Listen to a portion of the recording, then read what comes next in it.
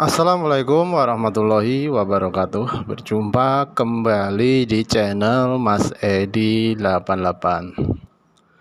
Oke teman-teman, di konten kali ini saya akan membahas mengenai entok kanibal. Apa yang dimaksud entok kanibal? Ya, untuk yang belum tahu saja ya, saya jelaskan. Entok kanibal itu biasanya entok yang sering memakan bulu temannya atau entok-entok lain. Biasanya entok seperti ini terjadi itu karena faktor pakan ya teman-teman. Memang ya, kalau untuk entok jantan, naluri kanibal itu pasti ada di setiap entok jantan. Tapi kalau untuk entok betina kemungkinan besar itu tidak. Jadi yang mempunyai sifat seperti itu hanya entok jantan. Dan faktor utama yang menyebabkan terjadinya seperti itu nomor satu ya, itu pakan teman-teman. Kalau naluri semua entok jantan itu memang mempunyai sifat tersebut. Tapi kalau kita bisa memberikan pakan yang benar-benar pas, insya Allah tidak akan mengalami hal tersebut. Jadi faktor penentu utamanya itu adalah di pakan. Dan entok tersebut mengalami sifat tersebut itu antara ya teman-teman, yang banyak dialami itu antara usia 1 bulan ke atas. Itu yang sering mengalami hal tersebut. Tapi kalau untuk entok dewasa, saya kira hampir tidak ada. Karena ya untuk entok usia 1 bulan memang itu lagi rakus-rakusnya makan, lagi doyan-doyannya makan. Maka dari itu kita harus memberikan porsi makan yang betul-betul pas. Kalau kurang ya bisa mengakibatkan hal tersebut. Kalaupun kita pengen menekan biaya pakan pada entok di umur tersebut, itu sebaiknya kita walaupun kita tidak memberikan pakan, tapi kita harus memberikan rangsum pakan ya teman, entah itu daun, entah itu pelepah pisang. Yang penting intinya itu entok itu makan terus ya. Jadi itulah yang biasanya menyebabkan entok itu menjadi kanibal. Dan untuk yang kedua yang menyebabkan hal-hal itu adalah wadah yang terlalu kecil atau kandang yang terlalu sempit. Itu juga bisa mengakibatkan hal tersebut. Karena kalau untuk kandang yang terlalu sempit itu biasanya entok itu kan berdesakan teman-teman. Jadi pergerakan entok itu enggak leluasa. Terus entok yang jantan itu yang paling besar biasanya itu membuli entok-entok yang notabene entok-entok yang kecil. Maka dari itu kita itu harus perhatikan ya teman-teman, dua faktor itu kemungkinan besar yang bisa menyebabkan entok itu menjadi kanibal. Yang pertama itu adalah porsi pakan, dan yang kedua itu adalah wadah atau kandang yang terlalu sempit.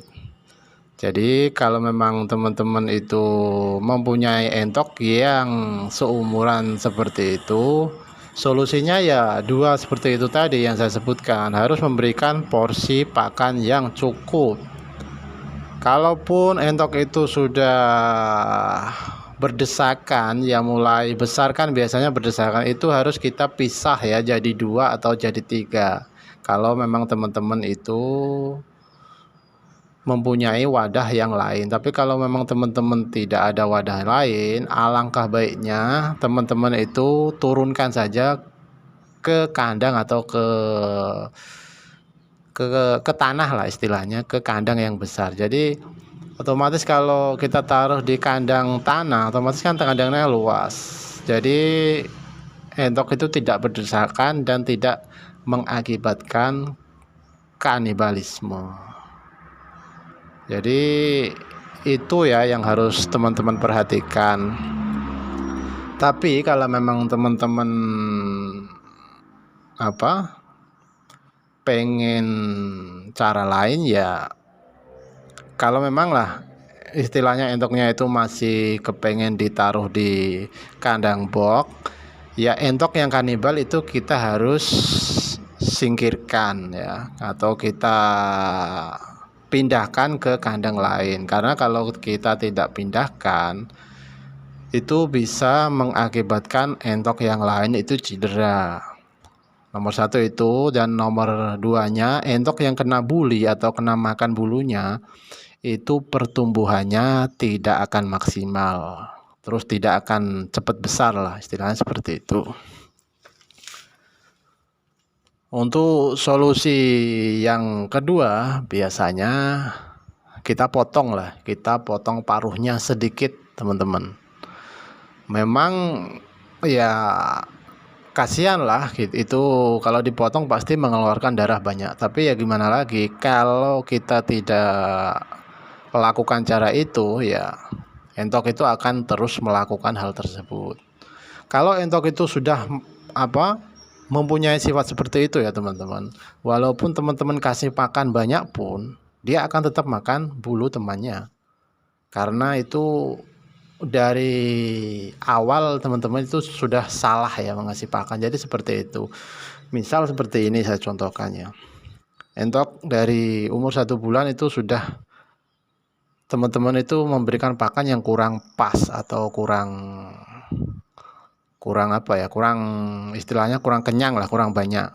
Entok akan mengalami hal tersebut, mengalami kanibal itu kan. Kalaupun teman tambah porsinya, entok itu pasti akan melakukan hal tersebut lagi karena sudah terlambat teman-teman.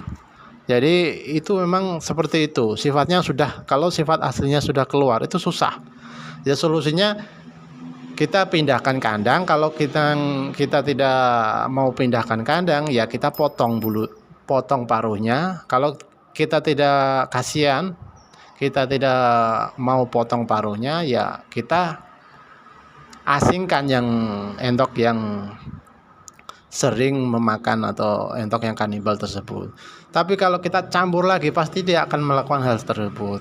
Solusi yang baik menurut saya adalah memotong paruhnya sedikit itu teman-teman. Kalau paruhnya itu sudah kena potong sedikit, otomatis dia tidak mampu lagi untuk untuk memakan bulu temannya, karena dia itu paruhnya sudah tidak sempurna. Jadi itulah ya teman, itulah yang bisa saya sampaikan di video kali ini. Mudah-mudahan video kali ini bermanfaat buat teman-teman di rumah. Kalau mungkin teman-teman ada pertanyaan seputar entok kanibal atau masalah entok lah, bisa langsung komen di konten ini. Akhir kata, assalamualaikum warahmatullahi wabarakatuh.